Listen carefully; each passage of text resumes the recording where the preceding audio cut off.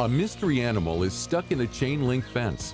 I don't even really know his condition right now. I'm not even sure if he's alive. There's a goose loose at the center. Come on. It's okay, it's okay. And a mother rabbit may no longer be fit to take care of her baby. I still want to keep really close tabs on that baby.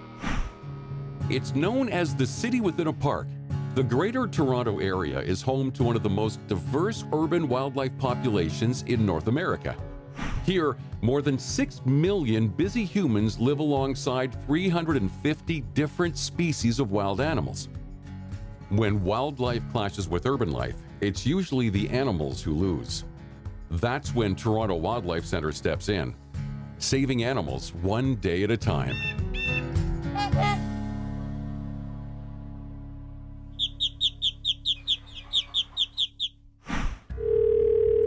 On busy days, Toronto Wildlife Centre's hotline can handle up to 200 calls. Hotline experts are extremely informative and highly efficient at helping residents who have concerns about local wildlife. There's almost no government assistance when it comes to caring for wildlife, and the center runs entirely on charitable donations, which usually means a shortage of staff. But somehow, every call is addressed and every email answered. Today, Julia Pietrus, the hotline supervisor, has received a call about an animal who seems to be stuck in a fence. Well, we got a call about a gentleman who was in a parking lot of a fast food place, and he saw an opossum that had managed to get itself caught in a chain link fence. It's a little unusual for opossums. We got other animals that happens to, but our rescue team is on the way. He's actually gone back to confirm that it's still there, and he's going to wait there for them. So they're on their way now to get it contained. When Julia finally receives a picture of the animal, she sees that her instincts were right. Well, that makes a lot more sense. So it's not actually an opossum, it's a muskrat. Muskrats are quite a bit more of a handful to handle than opossums are. They're a little bit more aggressive and a little bit faster. They'll definitely defend themselves in a situation like this. Stacy Freeman and Sarah Castillo have arrived at the scene. They quickly confirm that Julia was correct.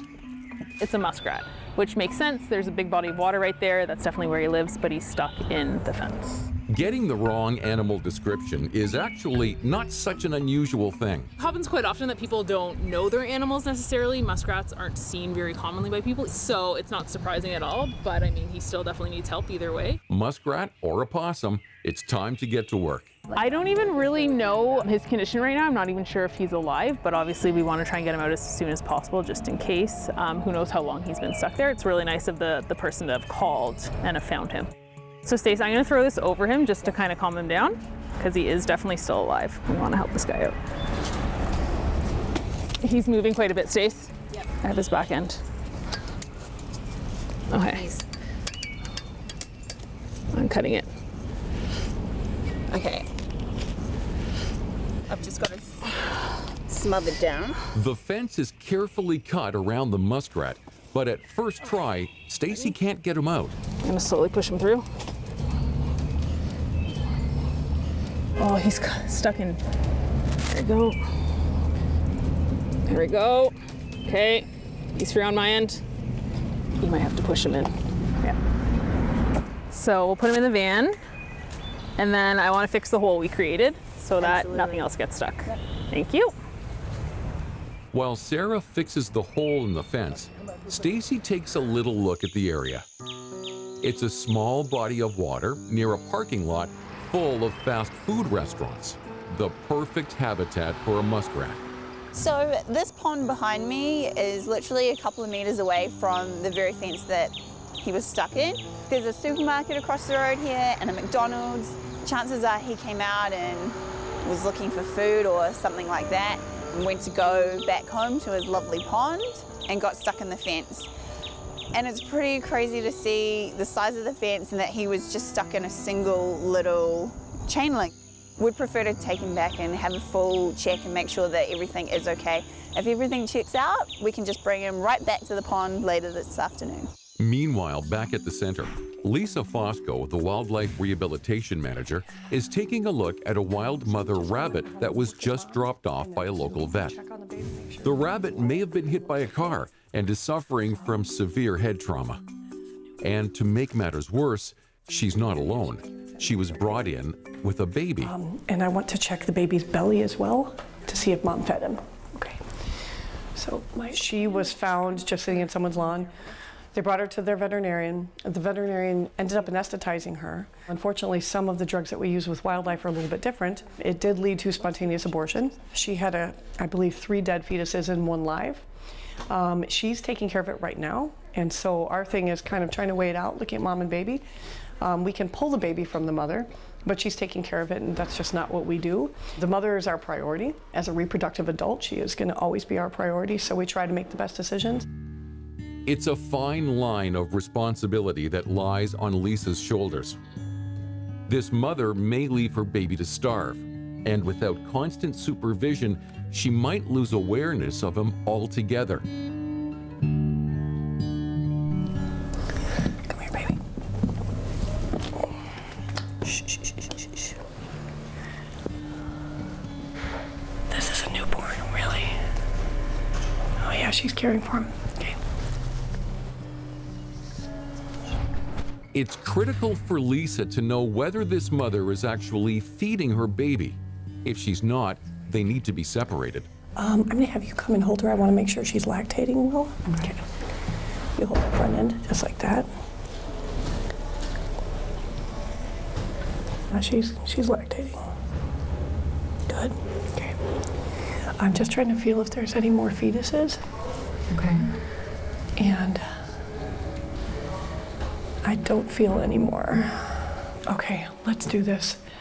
I'm gonna set her up in this room. She can have the whole room, but let's make a nest in here for her baby and she can go in and out. Okay. Okay. I still wanna keep really close tabs on that baby because they don't usually do too well in captivity with the mom. So, looks great now, so. Okay, Mom. While mom is covered, Lisa takes one last look at the baby. Can you just, can you lay that towel in there flat? This baby's skinny.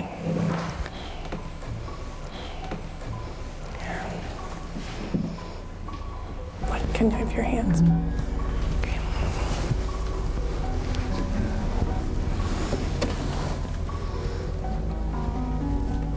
Okay. I don't want any water in there with the baby.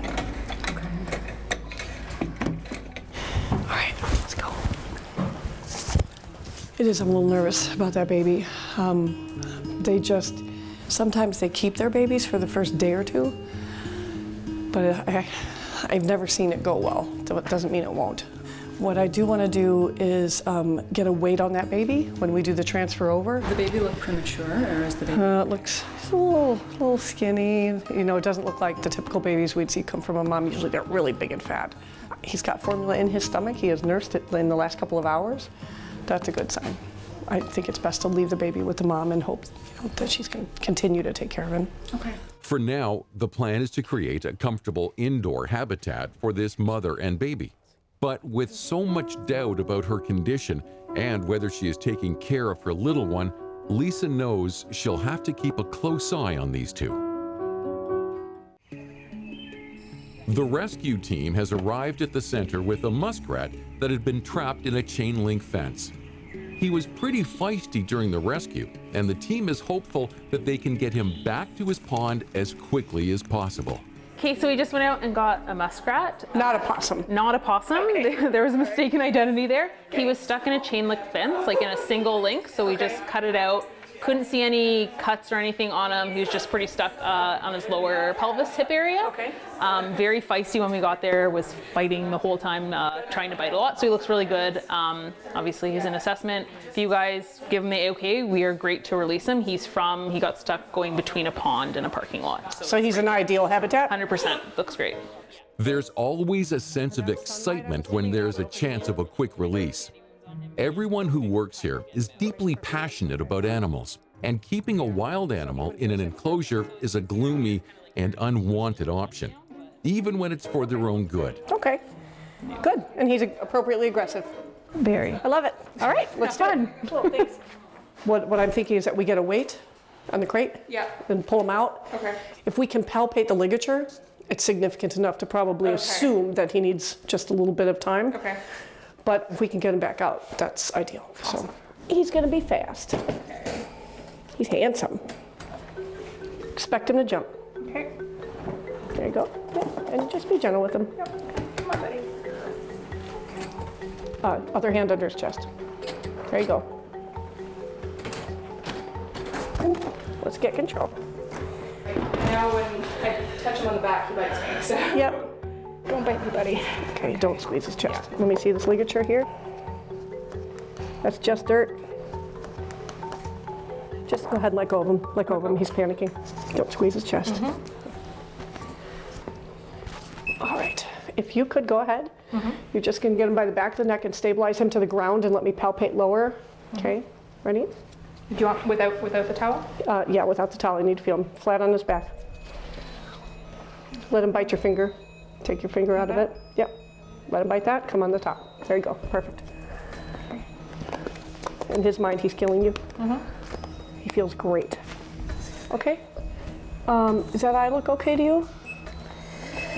I don't know. It's a little crusty. See the other eye, please. Let's go ahead and let him go. I want to see him walk around. Just get out of his way, because he will come and bite. The initial excitement has turned into Go concern. run. Come on. This muskrat may seem strong enough to fight, but he's not using his feet to get away. I don't know if he can walk. Stress is one of the worst things that can happen to a wild animal. It's so powerful, it can actually physically disable them. Well, they do get what's called capture myopathy from being too stressed out. If they get stuck, he should be running away from me right now, and he's not. I also don't trust that eye. Okay. After 20 years as a wildlife rehabilitator, Lisa can tell when an animal is in pain. Just want to feel he's got some inflammation where his ligature was. He can't leave today. What I would suggest is leave him alone right now here, and then let's have somebody make him up a house. And then let's just give him meloxicam and fluids and give him a couple of hours and look at him again. I think we should also probably take a look at that eye. Yeah. Since we've got our vet rounds today, maybe if they have a moment they can look, otherwise we can look. But I don't think that that's nothing. He's up for at least a day of care, and if this is how he really walks, he's got a lot ahead of him. For now, the rehab team will create a comfortable enclosure for this guy to recover. It's not the outcome they had all wanted, but Lisa hopes that some rest and the right medical plan will get him back on his feet. Okay. Let me go get him a house. Okay. Okay, and then just, if the quieter he is, the better we can assess him. While this muskrat is being moved to a new home at the center, a goose is getting ready to go back to his old home in the wild. And this goose had a string tied around his leg, and it actually was around his leg so long that it grew into the bone and it caused a lot of damage to his foot. So we rescued him, I don't know, about a week ago, I believe, and he was actually knuckling on it. He has a family out there waiting for him. So our plan is to assess him today. We've been doing physiotherapy all week. It's a quicker than normal turnaround. With most animals, Lisa and her team won't release a patient until they are 100% healed. But there's no blanket treatment for everyone.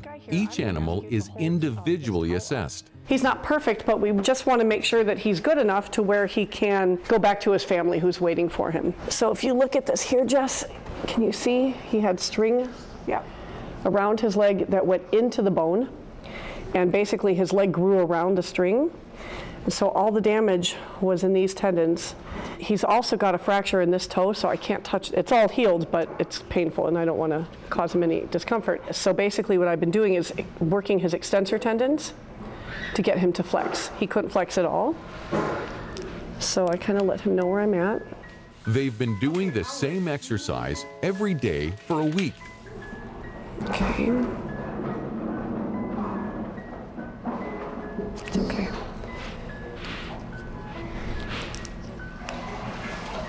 Usually he likes the massage up here. He always relaxes when we massage this part. So all of this muscle had atrophied and kind of broken down because he wasn't using this leg. Probably since he was a young one, because when that originally got on him, his leg was much smaller, so he grew up with that on there. And that looks great.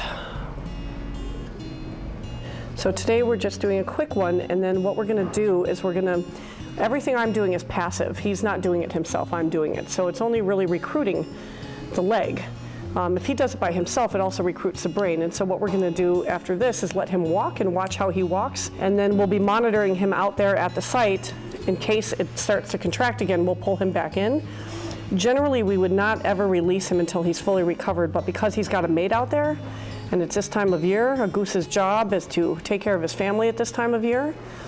And any goose that we get in with a mate, it's really 2 animals that we have to take into consideration. Okay, so what we're gonna do, we're just gonna walk him in a circle around the compound. He is gonna go ahead of us. The faster we walk, he's a wild animal, faster he walks. So let's let him take his time.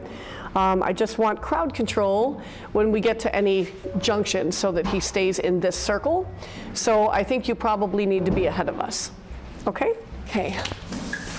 So Jess, we're watching how, see how he's planning that flat? That is our goal. And look at his tail. You can tell he spent a lot of time in the wild trying to get around. Come on. It's okay. It's okay. See his foot though? Look at that. It's much better. I'm so happy with that. Yeah, no, I've seen it before. I am very, very happy with this. Okay, so we can herd him over toward aquatic mammal room. Jess? Yep. Can you run ahead of us and block off the kitchen? Yep. Thanks. Okay. Okay, good job. Okay, let's give him a swim. Okay, I got this if you want to. It's the best news. This goose is using his leg fully and is even putting pressure on it. That's exactly what Lisa wanted to see. I am excited to get him home to his family. I'm really excited. So normally they would have to stay here for quite a bit longer until their limp is completely resolved. But just taking that string off of his leg and doing some initial physio, he's been doing a lot of the rest of it himself. So it's not conventional to run a goose around the building, but it's been working really well for him, and it's what he needed so that he can go out. So we'll be getting him back out to his mate in the morning. He's ready for release, and soon he'll be back in his leg. But at Toronto Wildlife Center, the care doesn't stop there. We're not just going to let him go. We'll be monitoring him out there. Andrew and his rescue team will still need to keep a close eye on this guy for a while. But their main concern now is reuniting him with his family. And sometimes, families just need a little space. Mother Rabbit, who came into the center a little while ago with her one surviving baby, only managed another couple of feedings before the rehab team decided it was necessary to separate mama and baby. That's not uncommon for an adult rabbit who is as badly injured as she is. Natalie Carvonen is the founder and executive director of Toronto Wildlife Center. Rabbits are very low on the food chain, so they're just afraid of everything. They're literally afraid for their life every minute of the day. So it's really, really terrifying and an enormously stressful situation. So we've had to take the little baby away from the mother. The nature of the injuries that the mother rabbit sustained actually makes it so that she's not thinking properly, her body isn't physiologically acting properly as well, producing enough milk, maybe she's in too much pain. The rabbit was suffering from severe head trauma, but now alone in a quiet room with constant care, proper nutrition, and rehabilitation, mama is on the mend and baby is in good hands. So the little baby, because it's not being cared for by its mother, is now going to be raised along with other orphaned rabbits here at the center. So we're going to do our absolute best to raise him along with the other baby rabbits we've got here. It was careful monitoring and a quick response from the team at Toronto Wildlife Center that saved this little guy. Now they're pleased with the prognosis, and Natalie hopes to be able to release both bunnies in only a few weeks. The center is lucky to have been able to save these two. Though the staff are all seasoned experts at care and rehabilitation, still, they know it doesn't always go so well. Toronto Wildlife Center admits almost 5,000 different animals in any given year. Staff and volunteers alike work passionately to rescue and rehabilitate injured or orphaned animals. The goal is to release an animal as soon as it's ready to survive in the wild. But unfortunately, not every goal is always met successfully. Within only a few hours of arriving at the center, the feisty little muskrat lost its life. The team doesn't know how long he was caught in that chain link fence, but it was long enough to start a powerful and terrifying process. The muskrat did not make it, very disappointingly. Despite the fact that we had him in a super quiet area and covered up and getting him calming down, the damage had already been done. Natalie has seen this before, and she knows that with wild animals, the stress and struggle of being captured is greatly magnified because of their vulnerability and extreme fear of predators. We think that it was probably capture myopathy just because there was such a lack of really clear symptoms of any kind of injury to this poor little guy, and then just the fact that he died so quickly. I don't know if he can walk. The enormous stress of being captured like the muskrat was just changes everything in your body. So it actually would change like the composition of your muscles and would actually affect the organs in the poor little muskrat's body. It's adrenaline and all those biochemical reactions that happen in the body when you're terrified and struggling. Basically for that muskrat, nothing probably could have gotten worse for him. You know, he was caught, he was struggling, he was exhausted, and now there's these big scary humans that are there. This is just sort of the worst case scenario of something we have to deal with every single day here at Toronto Wildlife Centre, in that animals are terrified and stressed every single minute that they're in captivity. Even if we love them and we want to do everything we possibly can for them, they still don't get it. They don't understand that we're trying to help them. Everyone at the center is sad for the loss of one of the animals in their care. But though there is sometimes loss, often there is gain. And over on the shores of Lake Simcoe, the goose with the limp is getting ready for his happy ending. Andrew White from Toronto Wildlife Centre's Rescue and Release Team is standing at the shoreline with the finder of the goose, Jennifer Howard. First thing I noticed when I went to look at the goose was its leg. It was just kind of walking on the tip of the foot and not using it. It looked swollen and it had line around it, so we knew that it needed some help. Now, after a week of rehabilitation and physiotherapy, the goose is ready for release, and Jennifer didn't want to miss it. And like so many who volunteer at the center, Jennifer is gladly willing to go out of her way to help Toronto Wildlife Centre monitor this goose over the next little while. I'm going to keep monitoring the bird because I live down here, and even if I didn't, I'd make the trip out here to look after it. So if he does need help again, Toronto Wildlife can get him. Andrew gives her some last-minute coaching. He did actually enter molt, so he can't fly, so he'd be really easy to catch over the next 2 weeks or so. So if there was to be a relapse, I'd love it if you could give us a shout and we'll come and grab him again. So We're gonna let him go, and pretty exciting. Sounds good. Yeah.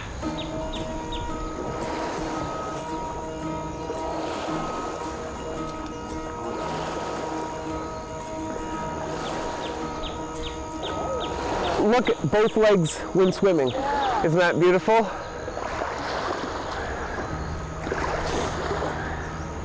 That is so nice. I was really happy with how it looked coming out. Did you see perfectly flat foot? Not once curled. No. That's amazing. It was awesome. Thank you so much. Yeah. And there he goes. Yep, looks great. That's perfect. This is where he was found, and the team is hoping he'll easily find his family. But that's going to be up to this goose. Jennifer has recently seen a large family of geese who live not too far from this location. But right now, there's no sign of any of them. Andrew can only hope the family is close by. Oh, awesome. Right around the corner, just like you said. Yeah, and she was swimming. She was using her feet. Really good. You could see that? Yeah. Oh, that's yeah. awesome. I don't think this could have gone any better. I'm feeling really good. Now he's just going to be like, where's my mate? Yeah, where's my they're friends? not far away. They're here somewhere. Yeah. You'll let me I know? can do Because that. you know how much I'm going to worry until we know he's okay. Yeah. No, me too, because he's gone through a lot, so. Awesome. It was hard for these animal lovers to let this goose go, and they are eager to see how his first night back was. So it's the morning after the goose's release. Andrew has brought his boat to the lake and invited Jennifer along to search for their goose. The blue boat to the left of It's only a short drive before they spot him and his whole family. We've just come out on the boat and we've been able to find the goose that we just released, and it has found its mate and it has found its flock, and we're really happy. It's using the leg very well and walking around and eating, and none of the other geese are picking on him, so we couldn't be happier.